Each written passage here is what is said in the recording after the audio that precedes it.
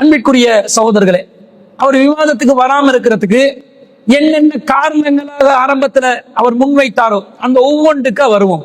அவர் வைத்த விமர்சனங்கள் ஒவ்வொன்றுக்கு வருவோம். அவர் நமக்கு எதிராக வைத்த எல்லா குற்றச்சாட்டுகளுக்கும் இன்ஷா அல்லாஹ் நாங்க பதில பார்ப்போம். முதலாவதா என்ன சொல்றார்?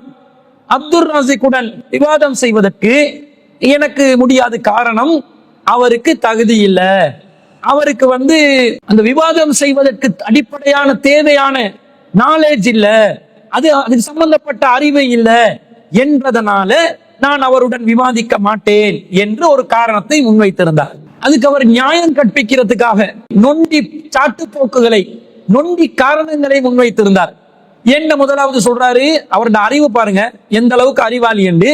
அவர் சொல்றாரு, நீங்க ஒரு இன்டர்வியூக்கு போறீங்க, இன்டர்வியூக்கு போனா உங்களோட குவாலிபிகேஷன் என்னன்னு சொல்லி அந்த இன்டர்வியூல வச்சு இன்டர்வியூ போர்ட்ல இருக்கிறவங்க கேட்பாங்க. ஒரு தொழிலுக்காக போறீங்க, ஒரு ஜாப் எடுக்க போறீங்க, அதுல நீங்க தகமை, உங்களுடைய கல்வி தகமை என்னவென்று கேட்பார்கள்.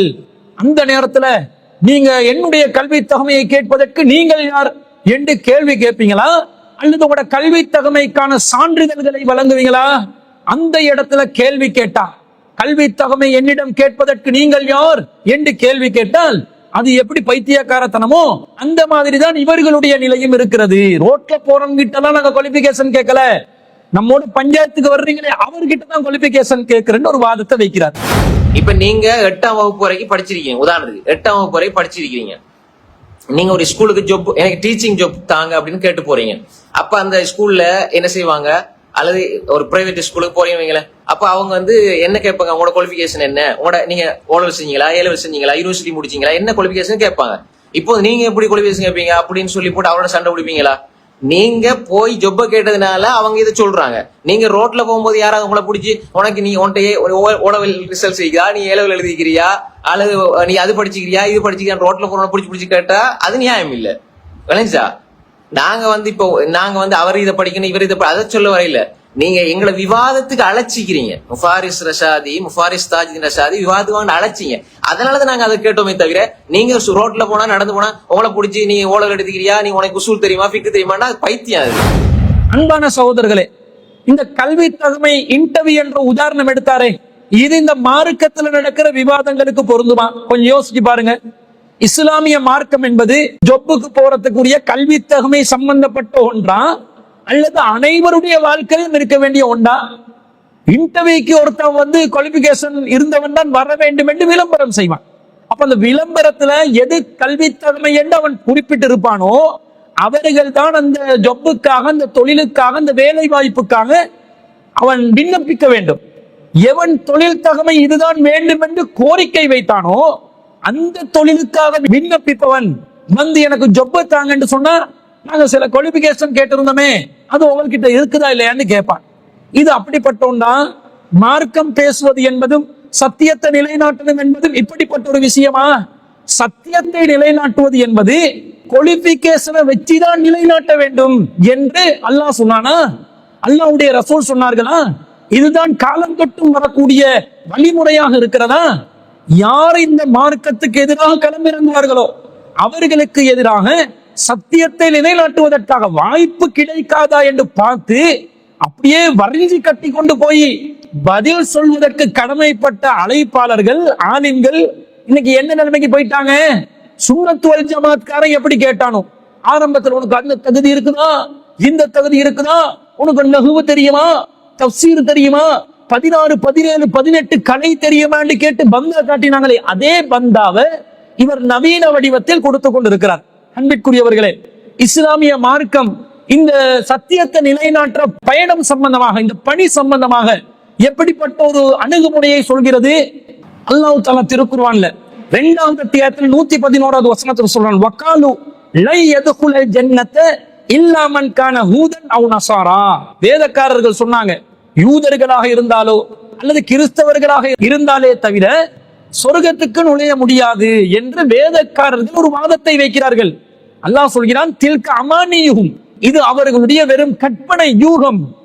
குல், நபியே சொல்லுங்கள், ஹாத்து புர்ஹானகும், உங்களுடைய சான்றுகளை கொண்டு வாருங்கள், இன் குந்தும் சாதிக்கீன், நீங்கள் உண்மையாளர்களாக இருந்தால் என்று நபிக்கு அல்லாஹ் கட்டளை இடுகிறார். நீங்க சான்றுகளை கேளுங்க, அவங்க ஒரு பொய்யான சொல்லை சொல்கிறார்கள், அவதூறு சொல்கிறார்கள், வேதத்தில் இல்லாததை சொல்கிறார்கள், மறுமை சம்பந்தப்பட்ட ஒரு விஷயத்தை பேசுறாங்க, அவங்களோட வேதத்துல உள்ள மாதிரி சொல்றாங்க. ஆனா அப்படி ஒண்ணு இல்ல, அது கற்பனையாக யூகமாக சொல்லக்கூடிய ஒண்ணு என்பதனால நபியை நீங்க அவங்களுக்கு அறைகூவல் விடுங்க. குல் நபியே சொல்லுங்க, ஹாத்து புர்ஹானக்கும், உங்களுடைய புர்ஹான்களை கொண்டு வாருங்கள், ஆதாரங்களை கொண்டு வாருங்கள். இன் குந்தும் சாதிக்கி, நீங்கள் உண்மை பேசுபவர்களாக இருந்தார், நீங்க சத்தியவாதிகளாக இருந்தா உங்களோட ஆதாரத்தை கொண்டு வாருங்கள் என்று அல்லாஹ் சொல்கிறார். அப்ப நபி ஸல்லல்லாஹு அலைஹி வஸல்லம் அவர்கள் வேதக்காரர்களை நோக்கி ஆதாரம் கேட்டாங்க. இதான விவாதம். விவாதம் என்ற எதிர்த்தரப்புல ஒரு வாதம் வைப்பார்கள், அதற்கான ஆதாரத்தை கேட்போம். ஆதாரத்தை கேட்கும் போது எதிர்த்தரப்பு சமர்ப்பிக்கணும். யார் ஆதாரங்களை கேட்டு கோரிக்கை வச்சோமோ, சவால் விட்டமோ, அவர்கள் அந்த ஆதாரம் சரியா பிழையா, ஆதாரமாக முன்வைத்ததில் உள்ள கோளாறுகள் என்னன்றத பதிலா சொல்லுவாங்க. இப்படித்தானே விவாதம் உருவாகுகிறது. அந்த அடிப்படையில் நபிகள் நாயகம் ஸல்லல்லாஹு அலைஹி வஸல்லம் அவர்களுக்கு அல்லாஹ் கட்டளை போடுறான், எதிரிகளோடு விவாதம் செய்வதற்கான அந்த அறைகூவலை, ஆரம்ப அறைகூவலை, சவாலை விடுமாறு நபிகள் நாயகத்துக்கு சொல்ல, நபிகள் நாயகமும் அல்லாஹ் தஆலாவுடைய கட்டளைக்கு நாங்க சவாலை விட்டாங்க. இப்ப நபிகள் நாயகம் ஸல்லல்லாஹு அலைஹி வஸல்லம் அவர்கள் இப்ப எதை பத்தி சவால் விடுறாங்க? இன்ஜீல பற்றியும் தௌராத்தை பற்றியும் சவால் விடுறாங்க. இப்ப ரசூலுல்லாஹ் இந்த முஃபாரிஸ் ரஸாதியுடைய வாதத்தின் பிரகாரம் நபி ஸல்லல்லாஹு அலைஹி வஸல்லம் அவர்கள் இப்ப இன்ஜீல் சம்பந்தமாக முழு தெளிவோடு இருக்கணுமா இல்லையா? தௌராத் சம்பந்தமாக முழு தெளிவோடு இருக்கணுமா இல்லையா?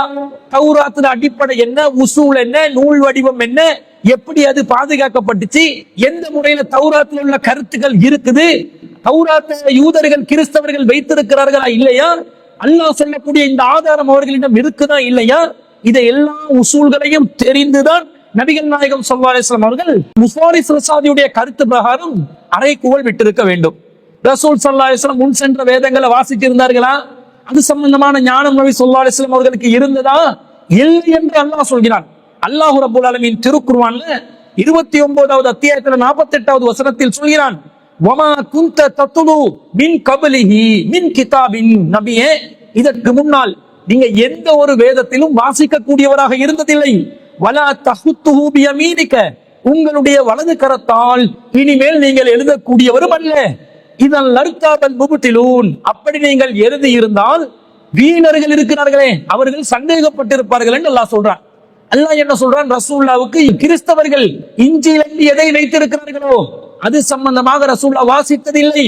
தௌராத் என்று யூதர்கள் எதை வைத்திருக்கிறார்களோ அதை ரசூல் ஸல்லல்லாஹு அலைஹி வஸல்லம் இதற்கு முன்னால் வாசித்ததில்லை. ஆனாலும் அல்லாஹ் சொல்லிட்டானா, தில்கா அமானியுஹும், அவங்க சொல்ற கூற்று ஆதாரமற்ற கூற்று. இந்த இறைவன் மீது நம்பிக்கையை வச்சு, தவக்கலை வச்சு அந்த வேத நூட்களை வாசித்திருக்கிறார்களா இல்லையான்றதை தூக்கி கடாசிட்டு அல்லாஹ் சொல்லிட்டானா, குல் ஹாத்து புர்ஹானக்கும், உங்களோட புர்ஹான்களை, ஆதாரங்களை கொண்டு வாருங்க என்று அல்லாஹ் சொன்னதை வைத்து அறைகூவல் விட்டார்கள். முஃபாரிஸ் ரஸாதின் வாதம் பிரகாரம் நபி ஸல்லல்லாஹு அலைஹி வஸல்லம் அவர்கள் அல்லாஹ்வுடைய இந்த கட்டளைக்கு இணங்கி அறைகூவல் விட்டது தவறு என்று சொல்ல வேண்டி வரும். அப்படியா ரசூல் ஸல்லல்லாஹு அலைஹி வஸல்லம் நடந்தார்கள்? இல்லை.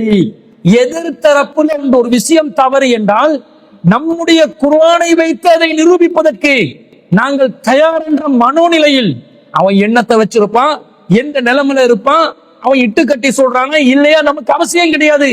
நமக்கு ஒன்றுதான் அவசியம், ஒன்றுதான் கவனிக்கப்பட வேண்டியது, சத்தியம் நிலைநிறுத்தப்பட வேண்டும் என்ற அடிப்படையில் நபி ஸல்லல்லாஹு அலைஹி வஸல்லம் அவர்கள் சொன்னார்கள். யூதர்கள் இந்த சவாலை ஏற்றுக்கொண்டு அவர்களுடைய தௌராத்தை எல்லாம் கொண்டு வந்தாங்க.